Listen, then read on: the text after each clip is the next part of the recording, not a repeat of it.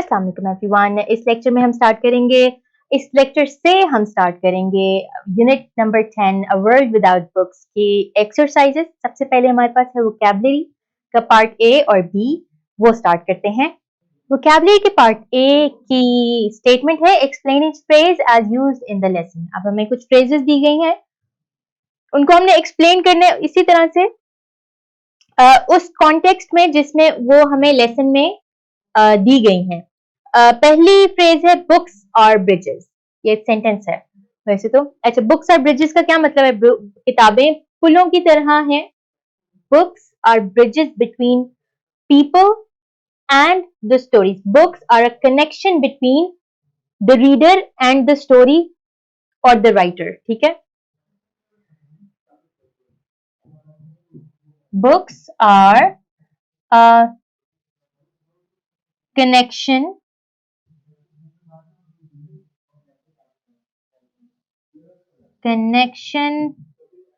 between the reader and the writer। Full stop. ठीक है, कि राइटर और रीडर के दरमियान में कनेक्शन है। ये कनेक्शन रियल वर्ल्ड और इमेजिनरी वर्ल्ड के दरमियान भी हो सकता है। ये कनेक्शन और किस चीज के दरमियान में हो सकता है? टाइम्स के दरमियान में हो सकते हैं, जगहों के दरमियान में हो सकता है, जो किताबों के जरिए आप पढ़ रहे हैं जिन चीजों के बारे में। His face beaming, he was smiling broadly with Joy, कि वो खुशी से बहुत मुस्कुरा रहा था। पार्ट सी में हमें जो फ्रेज दी है वो है books make us travel at large. इसके लिए हम कर देंगे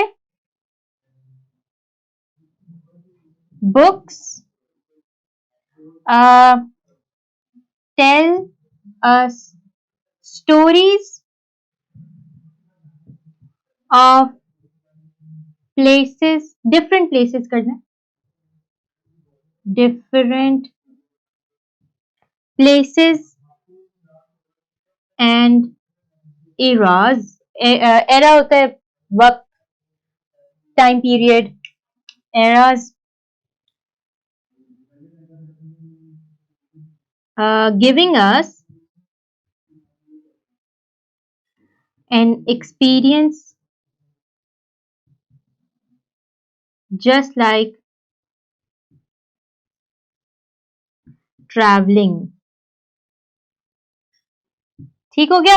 अच्छा, अब मैंने इसके लिए क्या लिखा? Books tell stories of different places and eras giving an experience, giving us an experience just like travelling. ठीक है, यानी किताबें हमें सफर पे लेकर जाती हैं डिफरेंट जगहों के, डिफरेंट टाइम्स की। ठीक है, ये आपके पहले 3 फ्रेजेस। अब हम करते हैं नेक्स्ट 2 फ्रेजेस। अगली फ्रेज हमारे पास है कनेक्ट्स वन विद ह्यूमैनिटी, यानी कि रीडर जो है उसको किताब इंसानियत के साथ कनेक्ट करती है, यानी कि बाकी पूरे मुआशरे के साथ कनेक्ट करती है, बाकी लोगों के साथ कनेक्ट करती है। तो बुक्स, क्या लिख रही हूँ, बुक्स मेक इट्स रीडर्स, नहीं, their readers make their readers learn more about humans, thus creating a bond between them। लें जी, books make their readers learn more about humans thus creating a bond between them, यानी कि जो बंदा पढ़ रहा है वो दूसरे लोगों के बारे में सीख रहा है और एक उनमें ताल्लुक सा कायम हो रहा है। नरिशमेंट फॉर द माइंड, यानी कि दिमाग के लिए खुराक। इसके लिए हम लिख सकते हैं books provide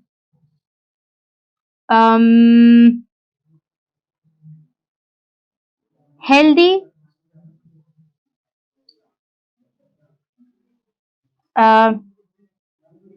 provide a healthy activity for the betterment of the brain. Simple.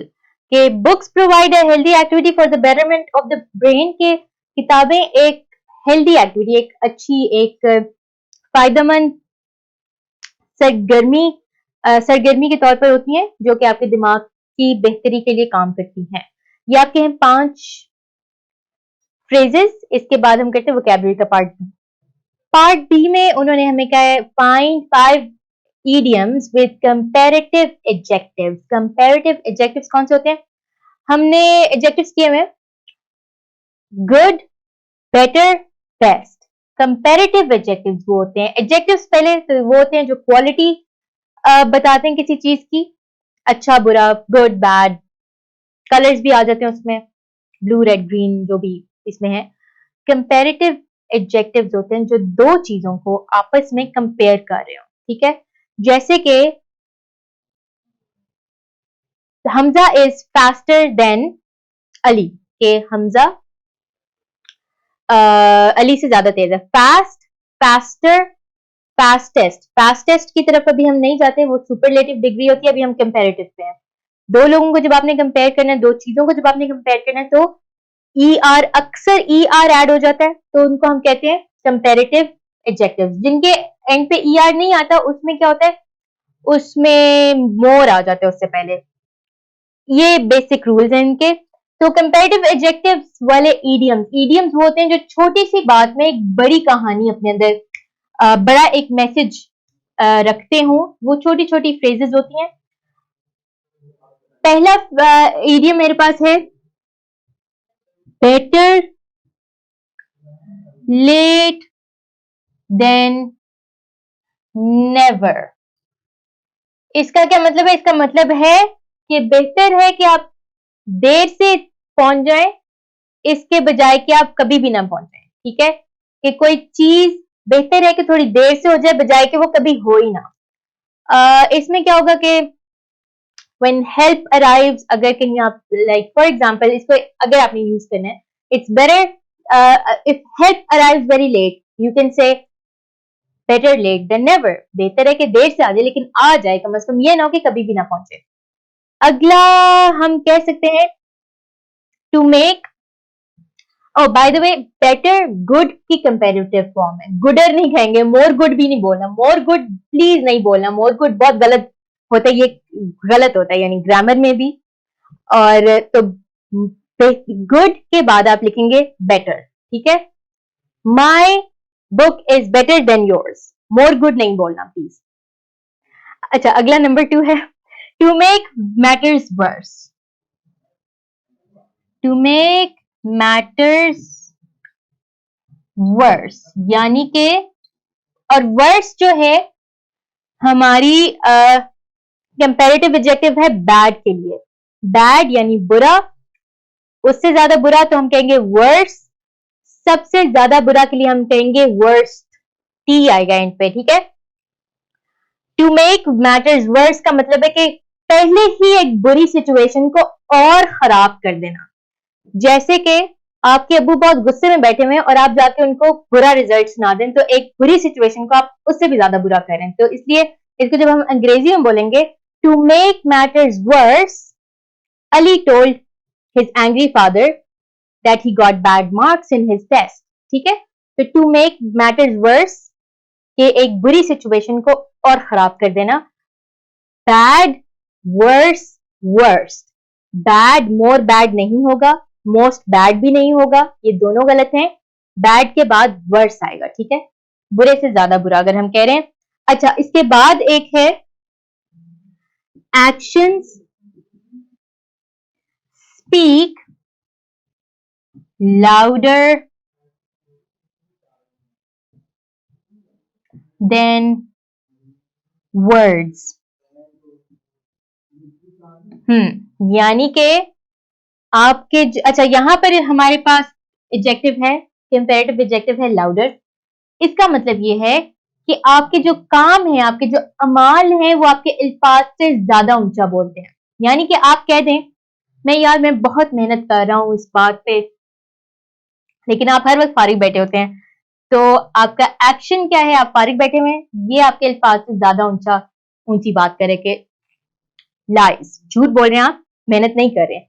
या इस तरह के कोई भी, अगर आपसे कोई कहे कि मैं तुम्हारा बहुत सच्चा दोस्त हूँ, ठीक है, I am your best friend, लेकिन वो बाद में आपके, जब आपको जरूरत हो एक दोस्त की, तो वो कभी भी अवेलेबल ना हो, कभी भी आपके आसपास ना हो, तो आप उसको कह सकते हैं your actions speak louder than your words, कि तुम्हारे जो एक्शंस हैं, तुम्हारे जो काम है, वो तुम्हारे अल्फाज से ज्यादा ऊंची कहानी सुनाते हैं तुम्हारी हरकतों की, सॉरी, तुम्हारी नीयत की। अच्छा, इसके बाद है नंबर 4 में लिख सकते हैं he has bigger fish to fry, यानी उसके पास इससे बड़ी मछली है तलने के लिए। यहां पर हमारे पास कंपैरेटिव एडजेक्टिव है बिगर। इससे क्या मतलब है? इससे मुराद है कि जी आपका जो छोटा मोटा काम है, ये उसके लिए इंपॉर्टेंट नहीं है, उसके पास इससे ज्यादा अहम काम मौजूद है। ठीक है, तो इसलिए जब किसी के पास किसी छोटे काम से बड़े काम, यानी कोई ज्यादा इंपॉर्टेंट काम मौजूद हो करने के लिए, तो हम कहते हैं he has bigger fish to fry, उसका इससे ज्यादा बड़ा प्लान है, इसकी ज्यादा इससे मसरूफियात हैं, ज्यादा इंपॉर्टेंट मसरूफियात हैं। और इसके बाद मेरा favourite, easier said than done। हाँ जी, इसमें कंपैरेटिव एडजेक्टिव है easier, easy, easier, easiest, कि कहना आसान होता है, करना मुश्किल होता है। ठीक है, क्योंकि हमें अक्सर ये होता है कि किसी को मशवरा देना बहुत आसान होता है, लेकिन वो एक्चुअली उस पर अमल करना बड़ा मुश्किल काम होता है। तो जो लोग बातें करते हैं और वो आपको कोई बड़े बड़े काम करने के लिए कहते हैं, जैसे कोई बड़ी आसान बात है, तो आप उनको बड़े प्यार से ये कह सकते हैं, it's easier said than done, कि कहना आसान है, करना मुश्किल है। ठीक है जी, ये आपका था वोकैबुलरी के पार्ट ए और बी, इनकी प्रैक्टिस करें। मैं आपसे मिलूंगी नेक्स्ट लेक्चर में, तब तक के लिए अल्लाह हाफिज।